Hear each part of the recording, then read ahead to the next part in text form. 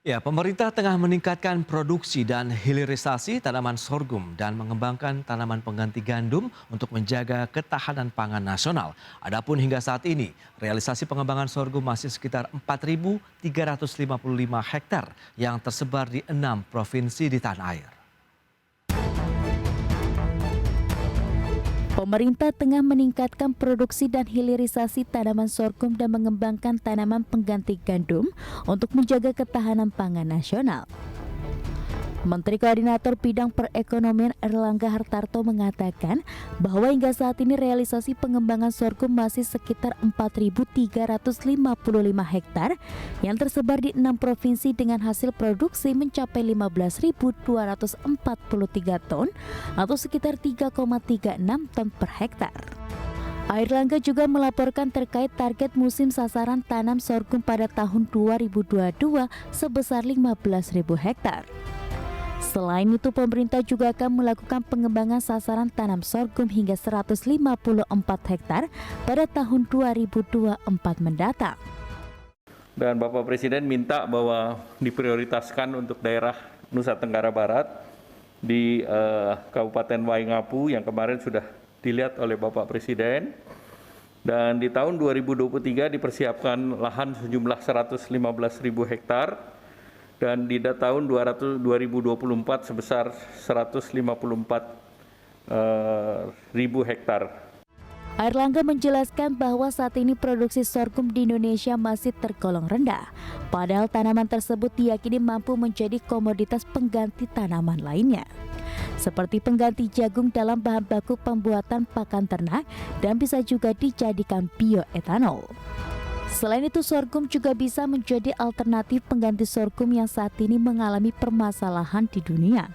Adapun sejumlah negara telah mengeluarkan kebijakan pelarangan ekspor gandum antara lain Kazakhstan, India, Afghanistan, Serbia hingga Ukraina. Tim Liputan IDX Channel. Baik, pemirsa, untuk membahas tema kita hari ini, kelangkaan gandum bayangi sektor pangan nasional. Kita sudah tersambung melalui Zoom bersama dengan Profesor Dwi Andreas. Beliau adalah pengamat pangan dari Institut Pertanian Bogor. Selamat pagi, Prof. Selamat pagi, Mas. Ya, salam sehat, Prof. Salam sehat juga untuk Baik. teman-teman di sini ya. Terima kasih atas waktu yang Anda sempatkan. Ini menarik, kembali lagi kalau kita bicara mengenai sektor pangan. Gandum ini meskipun mayoritas dari impor begitu ya, Prof ya, tapi Ya 100% impor ya lah. 100% lah bisa dikatakan begitu, tapi konsumsinya banyak dan peminatnya banyak di tanah air. Tadi pemerintah sudah menyatakan maksimal sampai dengan Oktober 2022. Apa yang bisa kita cermati dengan kondisi ini, Prof? Silakan. Ya, gini kan gandum ini impor kita itu luar biasa tinggi ya. Gandum tahun lalu saja sudah 11,7 juta ton. Bisa dibayangkan 11,7 juta ton kan. Dengan nilai sekitar 3,7 miliar US dollar. Jadi impor gandum ini luar biasa besar. Ketergantungan gandum kita semakin lama semakin tinggi. Kalau tahun 70-an ketergantungan pangan kita dari gandum itu hampir 0%, tidak ada di bawah 5%. Tahun 2010 saya hitung sudah 18,8%. 10 tahun kemudian di tahun 2020 itu sudah mencapai 26,6%, sekarang 27%.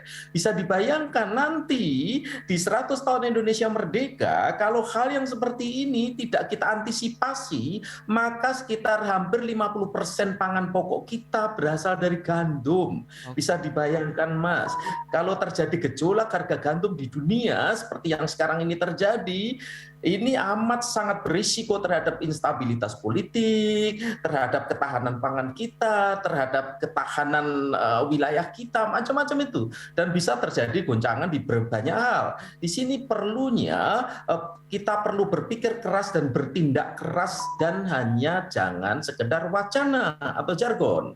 Ini yang paling penting. Dan ini sebenarnya sudah kita sampaikan berkali-kali terkait dengan gandum ini.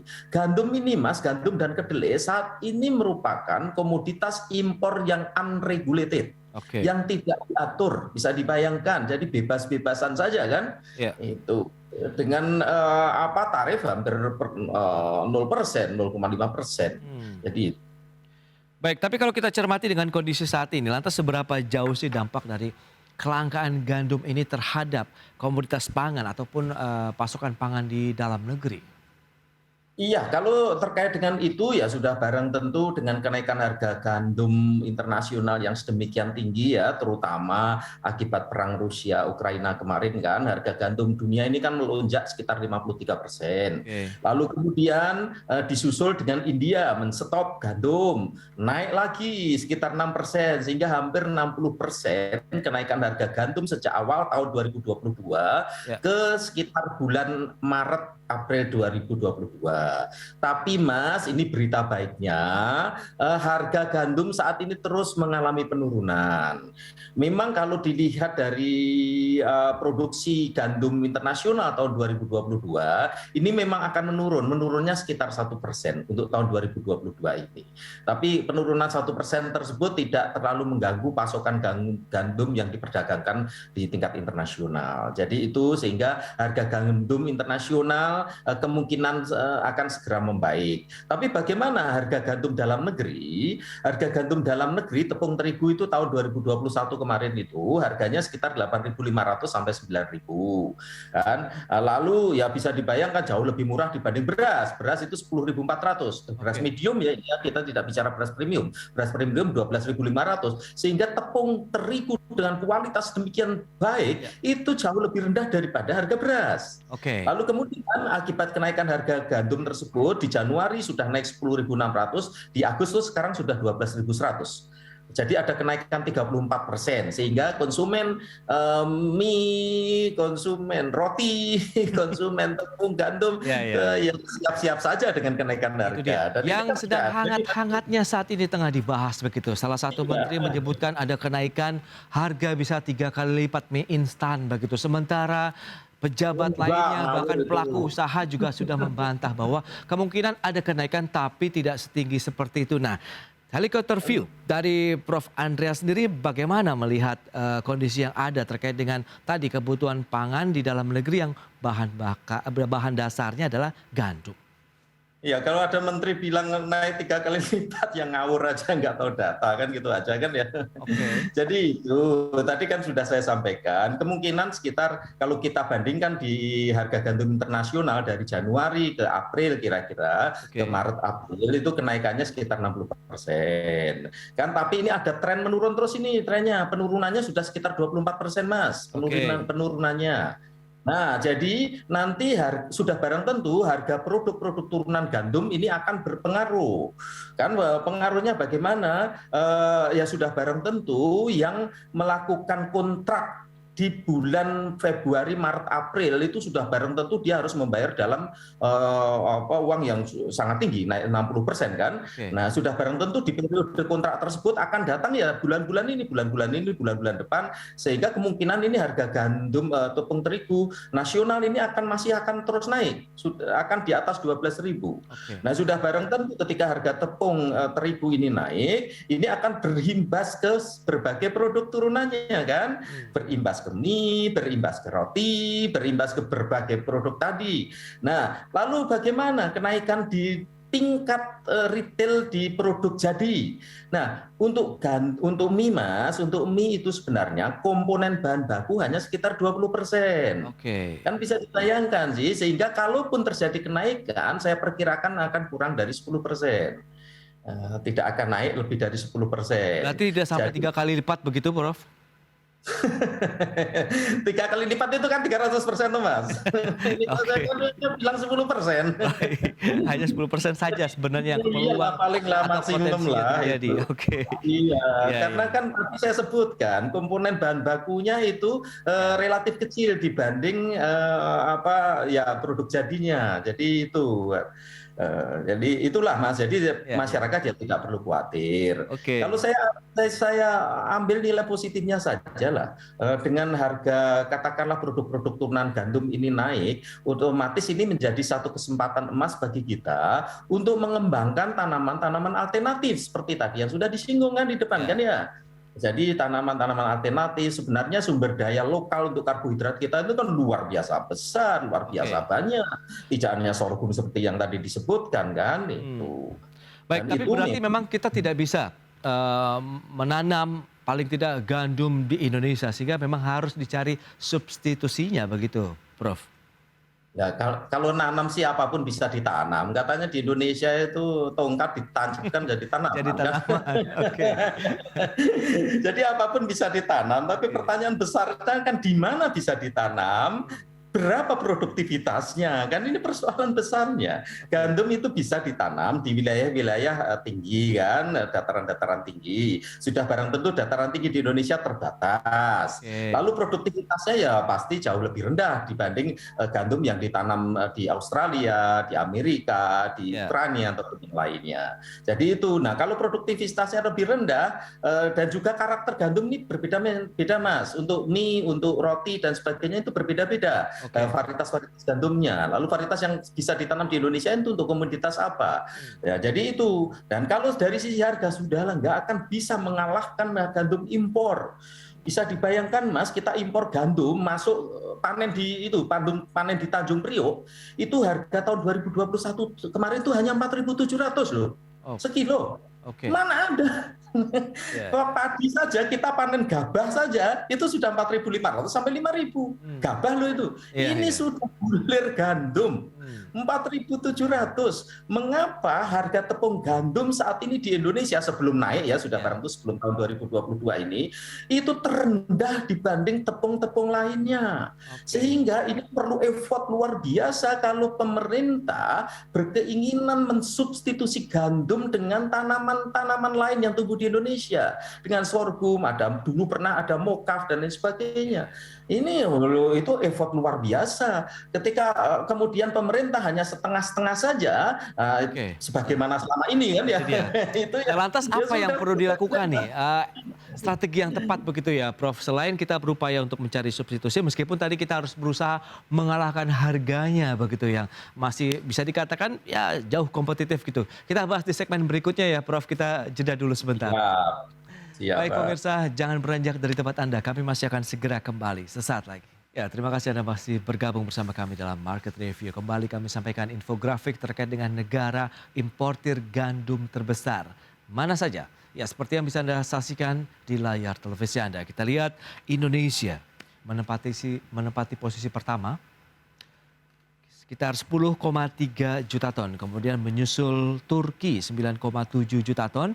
Sementara Mesir 9 juta ton, Tiongkok 8,2 juta ton, dan Italia 8 juta ton. Itu data di tahun 2020 lalu. Kemudian bagaimana dengan kebutuhan impor gandum di Indonesia? Tahun 2019 tercatat 10,69 juta ton, kemudian 2020 turun menjadi 10,29 juta ton, dan di tahun 2021 langsung melonjak hingga 11,17 juta ton. Kemudian berikutnya, impor gandum Indonesia ini dari negara mana saja? Periode Januari sampai dengan Mei 2022. Australia tercatat 1,56 juta ton, kemudian Argentina 1,4 juta ton, Kanada 572,6 ton, kemudian Brazil 594,26 ribu ton, dan India 115,86 ribu ton. Itu dia untuk volume impor gandum Indonesia. Dan selanjutnya kita lihat dari negara importir gandum ke Indonesia. Kita lihat presentasinya seperti yang bisa Anda saksikan di layar televisi Anda. Ada Australia, kemudian Ukraina, Kanada, Argentina, dan Amerika Serikat. Baik, kita akan lanjutkan kembali perbincangan menarik ini bersama dengan Profesor Dwi Andreas, pengamat pangan dari IPB. Ya, Prof. Dwi, berdasarkan data tadi yang sudah disampaikan, memang negara importir gandum termasuk Indonesia, karena tadi Anda katakan juga ini 100%. Nah, kalau kita bicara bagaimana kita mengurangi ketergantungan gandum sebagai bahan baku pangan di Indonesia, menurut Anda bisakah atau penuh tantangan? Silakan. Iya, iya sudah bareng tuh tadi meralat data juga Mas tahun 2021 kemarin impor gandum kita 11,7 juta ton. Oke. Naik 10,5 juta ton tahun 2020. Jadi impor kita itu luar biasa besar. Dan sudah 3 tahun berturut-turut ini sebagaimana data yang disampaikan juga, kita adalah negara importer gandum terbesar di dunia. Baik. Kan kita juga negara importer gula terbesar di dunia juga kan, mengalahkan Cina. Jadi ini saya kira perlu menjadi perhatian kita bersama. Dan sekali lagi gandum ini pelan-pelan menggeser padi. Produksi padi kita di pemerintahan saat ini itu justru mengalami penurunan 0,35% per tahunnya. Oke. Tapi pertumbuhan impor gandum Mas naik 16,5%. Bisa dibayangkan, ini harusnya menjadi kecemasan kita bersama terkait dengan ini. Untuk itu langkah-langkah seperti tadi yang disampaikan, lalu bagaimana kita kan, ini persoalannya. Kalau ini tetap, tren ini tetap terjadi, maka di ulang tahun 100 tahun Indonesia, ya, gandum akan menduduki 50% sebagai pangan pokok kita. Bisa dibayangkan akan geser beras. Nah, sehingga kita lalu harus balik lagi nih, kebijakan pangan kita ini harusnya seperti apa? Ya walaupun sejak dulu kala itu sudah ada, sebenarnya jawabannya kan diversifikasi pangan Mas, jawabannya kan ya. Tapi diversifikasi pangan ini kan sudah diluncurkan 20-30 tahun yang lalu ya, setiap menteri bilang, setiap pemerintahan bilang diversifikasi pangan kan ya. Iya. Apakah itu jalan? Apakah itu jalan? Yang jalan apa? Ya tadi, ya supermisasi atau gandumisasi kan akhirnya kan. Oke. Kan itu, jadi beras tergeser ke gandum. Oke. Jadi kebijakan pangan kita kan selama paling tidak 40 tahun terakhir ini, kan pemerintah dulu itu berasisasi kan, tempat-tempat yang dulu tidak pernah mengkonsumsi beras, misalnya NTT, Irian dan sebagainya, tergeser oleh beras. Seperti NTT itu pangan pokok mereka dulunya itu ya jagung, sorghum itu kan. Lalu di masyarakat Jawa itu sorghum yang sekarang sedang dikembangkan itu juga sudah sangat lama di masyarakat Jawa. Itu yang disebut sebagai jagung cantel kan. Jagung cantel ini sebagai cadangan makanan di masyarakat Jawa untuk musim-musim paceklik karena daya tahan dia yang luar biasa tinggi terhadap kekeringan. Tapi ini semua kan tergilas, tergeser semua oleh beras kan. Sehingga sekarang beras menjadi pangan pokok utama kita untuk seluruh masyarakat Indonesia. Nah, lalu pelan-pelan sekarang beras tergeser oleh gandum. Dan ini kan celaka betul. Jadi memang betul bahwa konsumsi beras per kapita kita menurun, akan terus menurun, pasti, saya pastikan terkait dengan itu. Nah, penurunan konsumsi beras per kapita ini disebabkan oleh apa? Idealnya penurunan konsumsi beras per kapita itu digantikan oleh sumber protein, lalu digantikan oleh pangan-pangan lokal. Idealnya kan seperti itu kan ya. Tapi yang terjadi pangan lokal juga tergerus, beras tergerus, gandum melonjak luar biasa tinggi kan. Tadi saya sebutkan pertumbuhan gandum ini Mas 16,5%. Lalu kemudian beberapa teman di pemerintahan bilang, nah itu kan gandum kita impor, kita ekspor juga.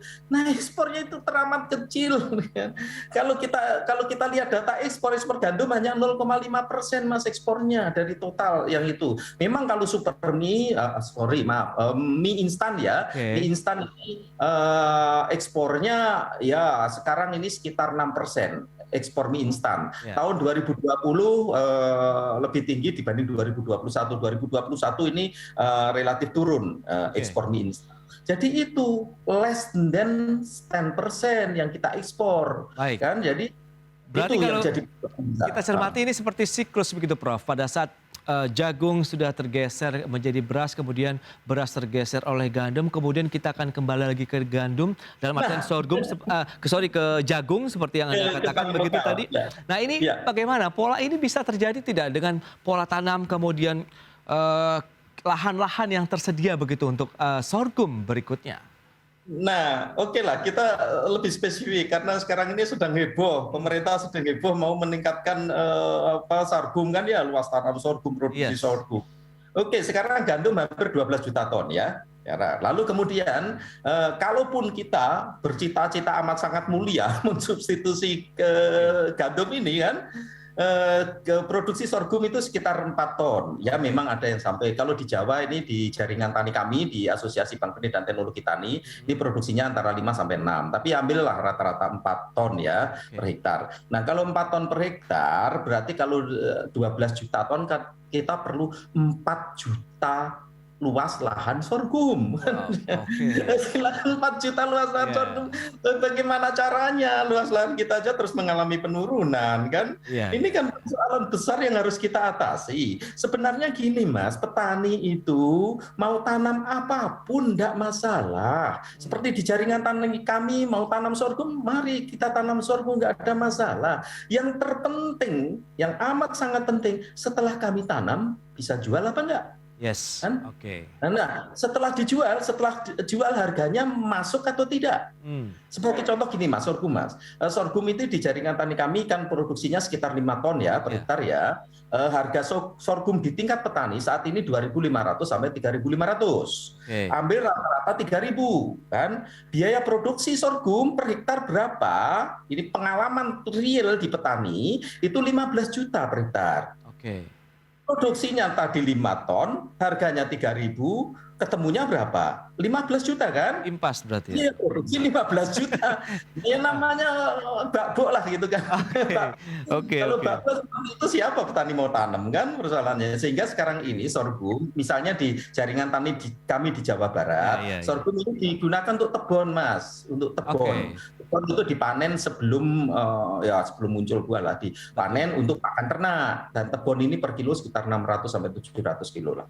Jadi itu jarang yang memang untuk beberapa petani masih sih, terutama di sawah-sawah tak ada hujan dan biasanya ditanam di MP3 untuk sorghum. Baik Prof, ini menarik tapi sayang sekali waktu kita tidak banyak. Terakhir Prof, saya ingin tahu bagaimana Anda melihat efektivitas dengan program pemerintah yang akan mengganti ataupun mensubstitusi tadi kebutuhan gandum di dalam negeri, sementara harga yang Anda tadi sampaikan ini luar biasa kompetitifnya begitu, bahkan sudah mengalahkan harga beras sendiri sebagai konsumsi utama di Indonesia. Ya, ini sering saya sebutkan, pasar itu kejam Mas. Oke. Pasar itu tidak mengenal merah putih, kan? Pasar itu hanya mengenal mutu dan harga. Itu yang terjadi. Masyarakat dihimbau makan beras sorghum, ya silahkanlah yang menghimbau itu makan beras sorghum, misalnya itu kan ya. Jadi itu, lalu dan kita lihat tadi sudah saya sampaikan data, harga tepung sorghum saat ini sekitar 15.000. Ya. Harga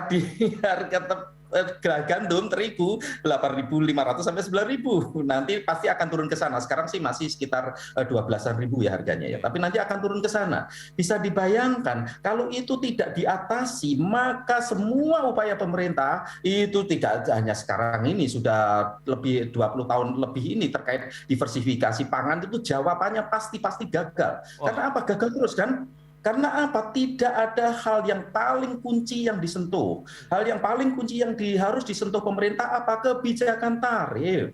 Sehingga nanti harga tepung sorghum, tepung gandum di Indonesia itu tidak terlalu murah seperti sekarang ini, mengalahkan semua tepung yang ada di Indonesia dengan kualitas yang begitu bagus. Jadi itu, kalau itu enggak ya sudahlah. Wacana ini nanti akan lenyap Mas, tahun depan udah lenyap lagi lah. Baik Prof, nampaknya memang masih banyak pekerjaan rumah yang harus dilakukan. Dan pemerintah kita lihat seberapa berani juga menerapkan kebijakan tarif seperti yang Prof. Dwi Andreas tadi inginkan begitu. Tapi mungkin next kita akan bahas lebih jauh lagi nih Prof. Tapi terima kasih banyak atas waktu dan sharing yang Anda sampaikan begitu kepada pemirsa. Paling tidak ini menjadi insight baru juga bahwa ya seperti inilah kondisinya terkait dengan kondisi pangan di tanah air. Terima kasih banyak, selamat melanjutkan aktivitas Anda kembali dan salam sehat Prof. Dwi. Terima kasih. Salam sehat juga Mas, salam sehat untuk penonton. Terima kasih. Baik pemirsa, 1 jam sudah saya menemani Anda dalam Market Review.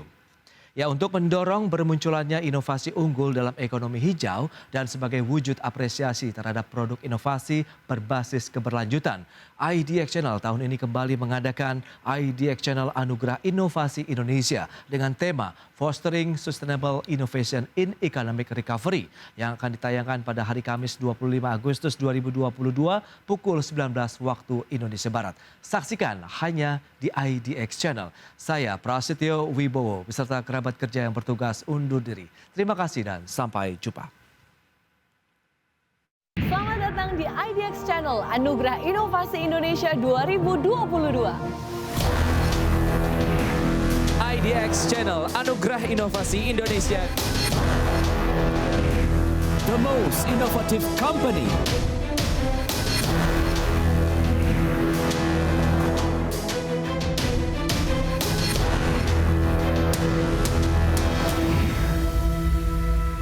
IDX Channel Anugerah Inovasi Indonesia tahun 2022 adalah suatu ajang penganugerahan dan apresiasi kepada perusahaan-perusahaan yang telah menunjukkan inisiatif inovasi yang unggul, berdampak luas, dan berkelanjutan.